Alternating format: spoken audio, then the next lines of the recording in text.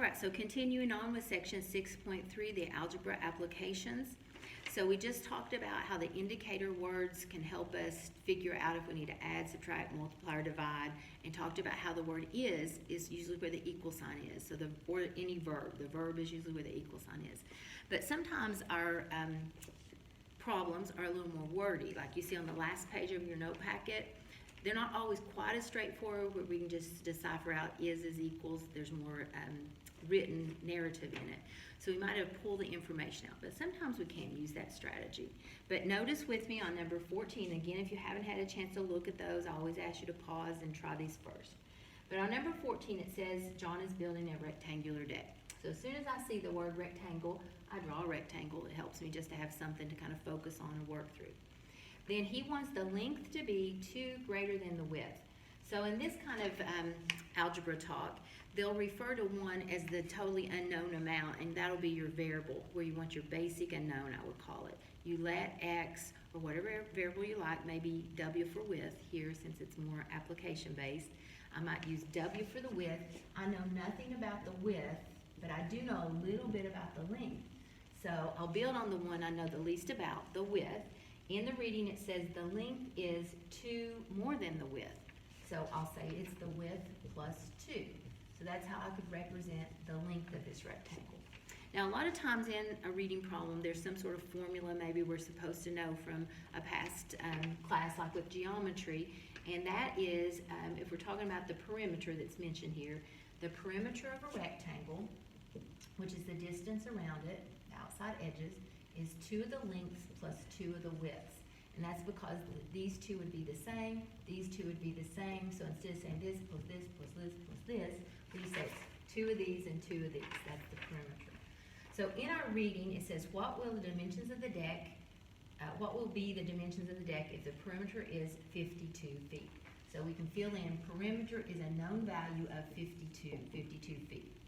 Then we can use our algebra to represent the length that we use with w plus 2, and 2 times the width, which we just called regular w. And then we have a solvable equation. So from there, we could distribute and then combine on the same side. You know, here we can combine or clean it up and get 4w plus 4.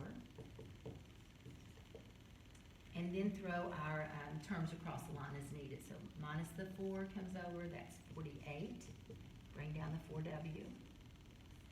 Divide by what's with your variable, divide out the 4, and that is 12. So w is 12. So that tells you in the original rectangle, the width must have been 12 to make this work out just perfect like it's written. So 12 feet is what we're measuring in. And then the length would be 12 plus 2, or 14. So it's a 12 by 14 rectangular deck. All right, so that's the idea on these, trying to let something be your basic unknown and build an equation that we can solve. Number 15, write an equation for this. A rental car charges $100 per week and then 5 cents per mile. Use X to represent the number of miles driven to figure out if you know the total bill came up to $250. So what would be an equation? Now I know you probably can just work these backwards and know some strategies, but following this algebra route, how could we express this? We would say it's $100 flat fee for renting the car, and then it's 5 cents times every mile that you drive, and that's what we don't know in this problem. That's the basic unknown. And then your $100 up front plus your 5 cents per mile, it says your bill was $250.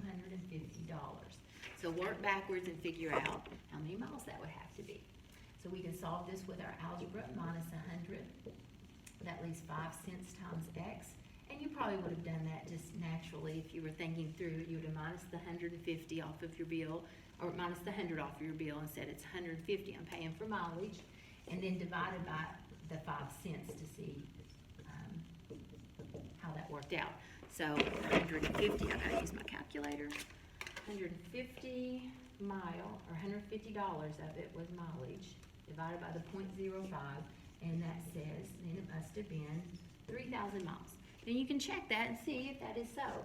Is 5 cents times 3,000 miles plus 100 give you the right bill, the 250?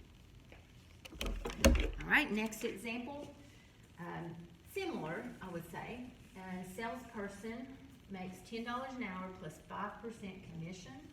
So this person makes $10 per hour and then 5% commission and receives a paycheck for $1,200. Find the amount of sales made. We need more information. $10 per hour and then the amount of sales. I think I need to go back and look at that one, so we'll come back to that one. I think I'm missing some information there. We have two unknowns, the amount of sales and how many hours they work, so I don't think we're going to be able to get that one. Sometimes that could happen. You could have a problem that doesn't give you enough information, but not usually for my class. The ones that you'll find on the MyLab math program are solvable, so they give you what you need, but this one's missing some information. Okay, so number 17. Jane purchased a copier for $2,300 and a 1-year maintenance protection plan for 2 cents per copy. Now this is sort of like the car rental one. Jane spends a total of $26.26 in a year, so which included the cost of the copier and the copies made. This one we do have enough information. So what we know is she paid up front $2,300 and then she paid 2 cents per copy. So we don't know how many copies she made. That's our unknown here. And it says it totaled up the cost of the copier and the maintenance plan was $2,300 plus 2 cents per copy. That added up to $26.26. I didn't write that right. Total for the year. So figure out, I can't write that. Figure out how many copies she made, the unknown X. So we can do that. Minus the $2,300. $326 were made on copies. And then we divide by the 2 cents to see how many copies that had to be. So X will be the $326 that she spent on copies. $326 divided by the 2 cents per copy. Oh, that's a lot actually, 16,300 copies. That's what I get there. And that's how many copies, paper she copied on. All right, then lastly, number 18, Cindy gets a raise, a 5% raise, and is now making $23 per hour. So what hourly raise did she make before?